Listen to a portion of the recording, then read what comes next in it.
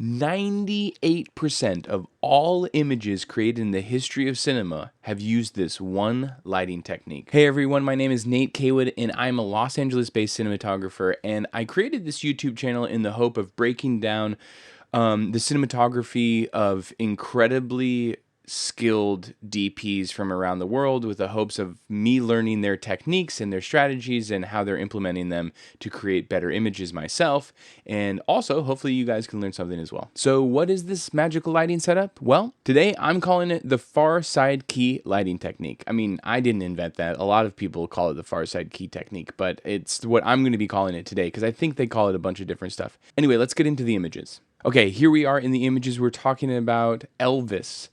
So just to give an understanding, let's say this is a top-down view of Austin Butler sitting at a piano. Let's say the light is over here hitting the subject on that side. The camera is over here shooting this direction at Austin. So basically a far side key means that the key light and the camera sandwich the subject. Okay? So I think a quick rule of thumb to figure out where the far side key light should be is this. See where your subject is placed. See what they're looking at. What is their eye line? They will look somewhere, inevitably. Now, wherever they were looking, just draw a straight line to where they're looking.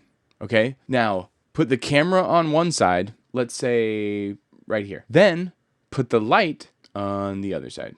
That's it. It's as simple as that. And I know what you're going to say. No, Nate, it can't be that simple. It really can. Let's talk about why you use a far side key light. The reason that you use it is because A, it's very flattering on the human face, right? It shapes the face and it gives depth. It gives the illusion of depth. Now, you'll notice right here, this is a really lovely triangle right here under Austin Butler's eye right here on the other side of the key. That's what's known as a Rembrandt light, made famous by the Dutch painter Rembrandt in the mid 1600s, and that's how he lit his portraiture. So we replicate that because it's very flattering. Again, we're making two-dimensional images appear to be three-dimensional, right? You're always trying to create layers and layers of stuff so that it feels like there's depth to the image. Big backlight over there, right?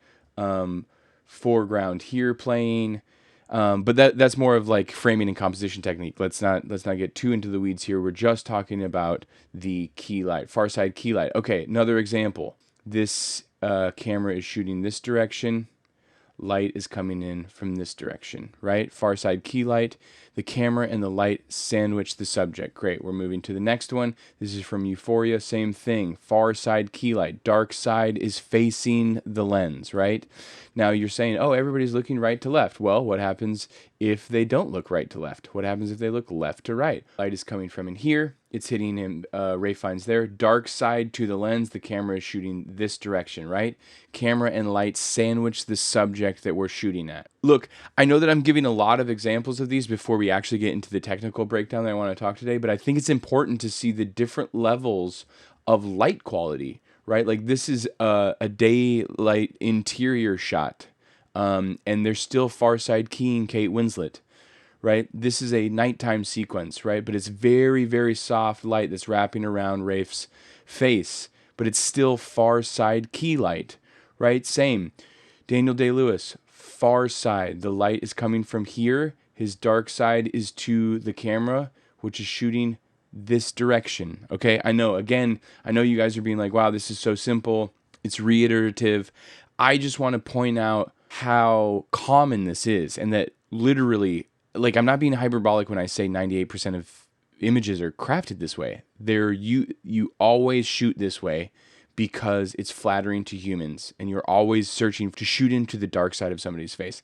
Now, look, just to show you how deep this goes, Ingrid Bergman, Spellbound. This is a Alfred Hitchcock movie. Far side key. Dark side of her face is closer to the lens. We're shooting that direction. So those are just a couple quick examples of through the years of cinema about people shooting this way and using this lighting technique. So I want to now hop into the subject that I want to talk about today, which I think is really important. How do you practically use this in a scene? This is an establishing shot for the TV show Sex Education. This is from season 3, episode 5. It's an exterior shot.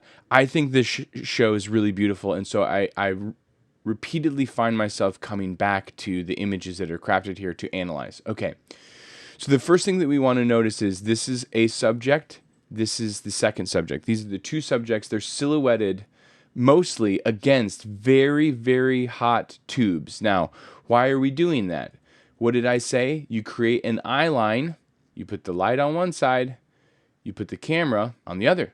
That's exactly what we're doing here. Let's move on. Now, this is the next shot of their coverage. Now, I'm going to go through the entire scene so that we can sort of see how this plays out, but I want to make it quick. Okay, so very hot illuminated lights on this side. Look, the eye line is here. That's where they're talking to each other with. This is where Otis is talking to Maeve. So that means the dark side of them is closer to the camera. The light side of them is on the far side of the camera, right? I know, again, I apologize and being reiterative. I just think it's really important, okay? Same coverage, right? Far side key. These lights are illuminating her. She's very dark here. Shape to her face and the illusion of depth. Okay, so what happens as we go into the shot? I think this is really incredible. I think this is incredible cinematography because the thing is, like, they've created a lighting setup where they can shoot this entire scene and they have to change almost nothing. They're still far side keyed. The lights are coming from here. They're still hitting here. It's creating shape and depth in these images. Now they're almost silhouetted. That's obviously, like, this is a creative choice about what's going on in this scene. That's why I love the idea of analyzing long form narrative pieces, is because it's not just a commercial. Commercial is about creating things and making it feel beautiful. Which is great. That is an incredible skill to have. I'm interested in understanding how cinematography can help elevate what's written on a page, and how the lensing and lighting and crafting of the images can help an audience subconsciously feel the emotion that we're trying to elicit in them. Let's go to the next image, which I believe is here. I love this coverage. It's so beautiful. So remember when we were talking about Rembrandt lighting? This is one of the reasons why I think this shot in particular is incredible. We can see the light is wrapping around here and hitting her on her near side cheek, right? They're getting Rembrandt light even in this setup. It's a far side key. She's completely side lit, right? The light is on this side. This is our subject. Here she is. The camera is right here. Poor camera drawing. Shooting this way, right? She's silhouetted and you're getting the far side key Rembrandt light. Incredible. So then we move on to the same coverage. Same thing for Otis, right? We're getting that little triangle under his eye. So the way that it makes me feel is like we're getting these lights that are playing practically, and I would guess that in the show, and I don't know this for a fact, is they probably have something playing a little bit further around here that they're actually pushing in to kind of give that hard edge light to get that far. I don't think this tube light would be able to get that far. It might, I don't know. Again, dark side to camera, light side, far side key. Okay, now, I know what you're thinking. Well, that's really lovely, Nate. You can just set the lights on the gas station and then everything's good to go. Well, what happens when your characters start moving and the line changes of where they're looking at, right? Interesting. So Otis gets up in this scene and he moves out here. So now he's standing in the middle of nowhere. He's sort of far side keyed because you can see this light right here. But we're not, you would think if we were really far side keyed, we would be shooting the image from the camera would be here, because again, the majority of the light is coming from this direction, right? They're sort of doing a really lovely trick here, which is like these pops of light give us the illusion of depth. And this character, Otis, is moving away because of what's happening in the scene. Now look, what's happening here is her eyeline will transition to this right here, which means that the light is hitting the front side of her face. She's no longer far side keyed. Does that mean it's bad? No. What it means is they're definitely going to change the angle and establish a new eyeline for her. It has to happen. And that's exactly what happens. So Otis gets up, Otis walks, and after this, they cut to this frame. Incredible, right? Because now look, far side key, dark side to the camera lens, dark side to the camera lens. Some sort of light is being justified. They're even catching the Rembrandt light over there. Coming over here, Rembrandt light. Now this is interesting. They've got like a little back sort of toppy light thing that's happening, which was justified from the street lamps from before, which I think is really lovely. Okay, so next sequence. Move in. Still, everything, she's still far side keyed, right? Everything, all of the light is coming from way back there, and it's pushing in through here. The camera will always be this way. We're always shooting into the gas station. I know that this sounds reiterative. It's really easy to sort of forget where you need to be shooting once your characters start moving. This is the next coverage. Far side key. There's almost nothing here for Phil. It's so incredible. This is a culmination of their relationship. They've been waiting for this moment for a very long time. They've sort of been ships in the night. This is the first moment that they allow themselves to kiss, right? So this is a really big scene. The whole series has been waiting for this moment, basically. Again, this isn't wrapping very much. That's a choice. This is a choice, but it's still creating the illusion of depth. This looks further away than whatever this is that we can't see. That's just how our eyes work. As this scene continues, you know, I think it's important to point out what front side key lighting would look like as opposed to far side key lighting, because there's a moment in the scene where that happens. They're having this very intimate situation where they're kissing, and they're having this sort of emotionally revelatory moment cutting back between each other like this, right?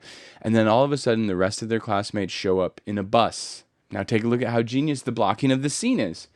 The bus arrives from, if you're looking at this two shot, the bus arrives from out of frame left, right? That would be here. So in this shot, there's a whole new light source that appears.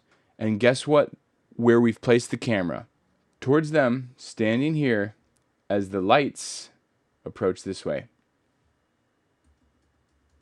Far side keyed. We're using the practical bus lights as a far side key to illuminate our subjects. Genius, right? Now, the next shot right now is why I love cinematography. I've been talking this whole time about 98% of shots far side key. They're always doing it. Next shot is a conscious choice to front side key. We now have the lights of the bus shooting them right in the face. Okay, so the bus light is here, the camera is here, and they are here. We are not sandwiching our subject with the light and camera. We have the camera being sandwiched by the subject and the light, which is why this looks unflattering. But I think the important thing to recognize that this moment in the scene, after the level of intimacy that we had just seen the characters take, they are interrupted by the brutal reality of their situation, which is unflattering. They are no longer in their dreamland. This is intentionally made to look like this. Like, these practical bus lights play in the scene. We know they exist, so we couldn't really come around to this shot and not have the lights play. It wouldn't make any sense. Now, we could have come in and punched in around here and shot this direction to see them, and they would be far side keyed. But it's very clear to me that the filmmakers made this conscious choice to allow them to be front side key, because it's an unflattering light. And so I just think this is brilliant. I think the blocking of the scene and the lighting of the scene is incredible. It's beautiful. It shows you the power of how using the far side key technique, again, it's used in almost every single frame of a person that you will ever look at. It's used in almost every single insert shot you will ever look at. Like, look and start analyzing images, and you'll notice, is the subject you're looking at sandwiched by the light and the camera? If they are in the middle, then it's a far side key.